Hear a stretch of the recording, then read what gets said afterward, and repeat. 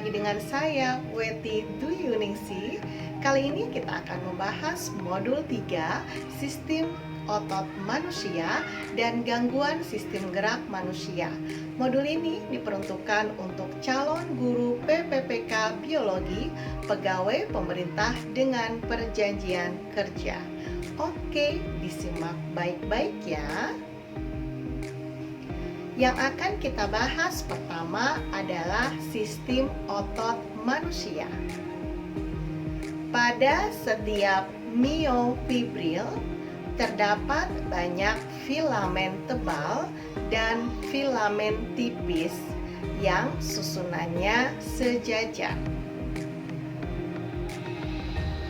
Setiap filamen tipis terdiri atas dua untaian manik-manik yang saling berpilin yang disebut dengan aktin. Sedangkan setiap filamen tebal terdiri atas sekumpulan molekul miosin. Aktin dan miosin merupakan protein yang menggerakkan otot. Molekul aktin dan miosin merupakan komponen dari sarkomer. Nah, kalian bisa melihat gambar ya. Selanjutnya kita akan membicarakan tentang kontraksi otot. Nah, di sini ada gambar, coba kalian perhatikan baik-baik ya. Mekanisme gerak otot pita I itu daerah terang yang hanya mengandung aktin yang tipis. Pita A daerah gelap pada sarkomer yang mengandung aktin dan miosin. Garis Z itu adalah batas antara dua sarkomer. Sarkomer unit struktural dan fungsional terkecil dari kontraksi otot pada miofibril.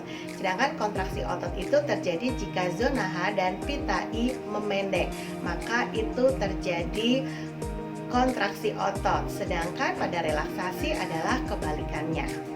Selanjutnya kita akan membicarakan tentang cara kerja otot.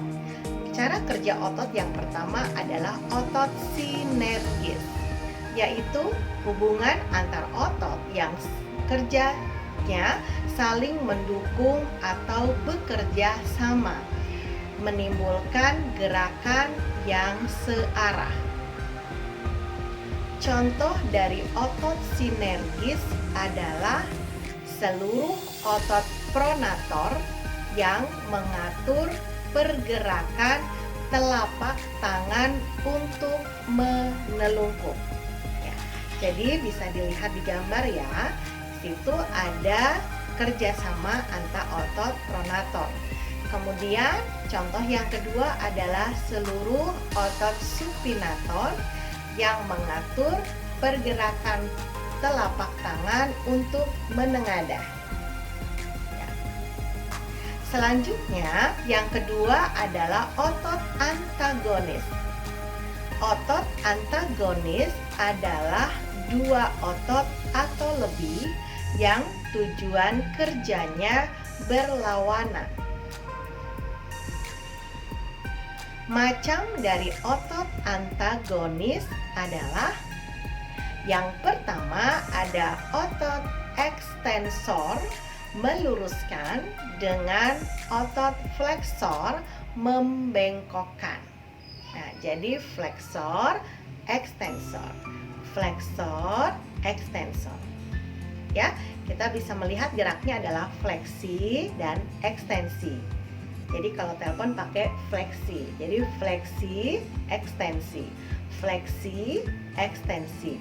Ototnya di situ ada bisep dan trisep. Bisep kalau pada ini berkontraksi, kalau ini adalah relaksasi. Sedangkan kebalikannya. Jadi ekstensi, bisepnya kontraksi, sedangkan trisepnya relaksasi. Gerak yang kedua itu juga ada yang kaki ya. Oke, kemudian yang kedua, otot antagonis yang kedua adalah otot abduktor menjauhi sumbu badan dengan adductor abduktor mendekati sumbu badan. Nah, coba kalian perhatikan gambar ya. Jadi pada saat tangannya ya menjauhi, maka itu adalah abduktor, pakai B, abduktor. Nah, sedangkan untuk kebalikannya, dari tangan yang menjauhi kemudian mendekati badan, maka menjadi adduktor, pakai D. Yang ketiga adalah otot supinator menengadah dengan pronator menelungkup. Supinator menengadah dan pronator menelungkup.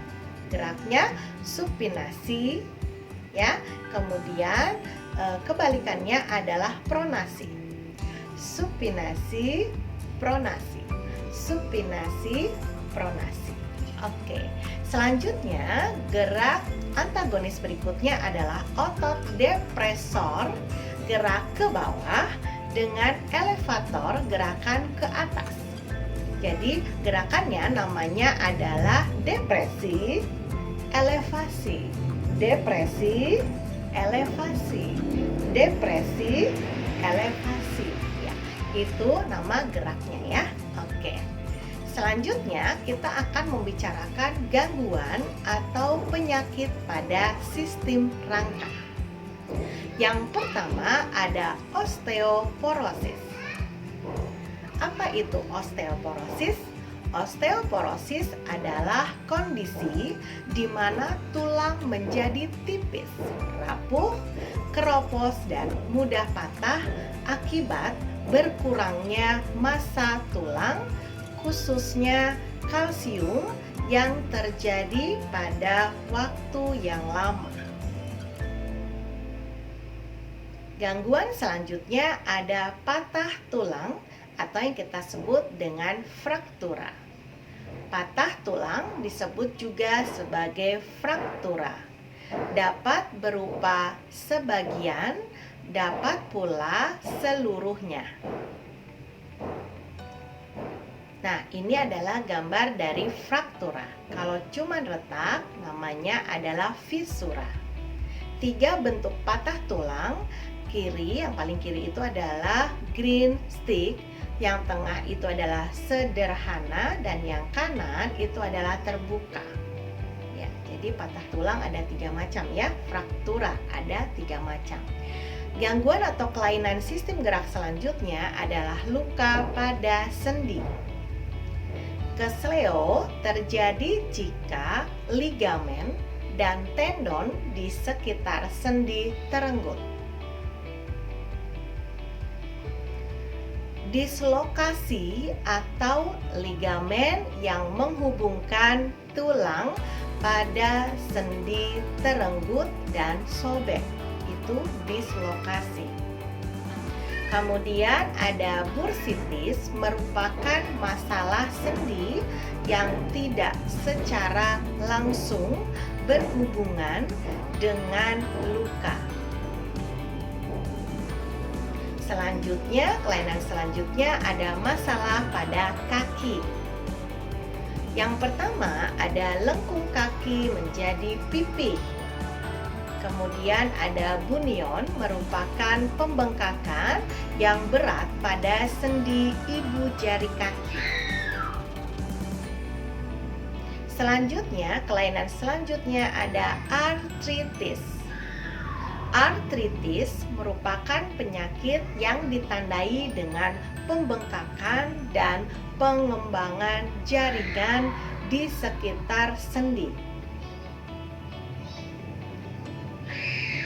Dengan beberapa macam artritis, sendi menjadi kaku dan terjadi kerusakan tetap karena robeknya jaringan sendi. Oke, demikian tadi materi tentang sistem otot manusia dan gangguan pada sistem gerak manusia. Selanjutnya kita masuk modul 4 PPPK Biologi, Genetika, dan Pewarisan Sifat. Jangan lupa like, share, dan subscribe ya. Terima kasih. Wassalamualaikum warahmatullahi wabarakatuh.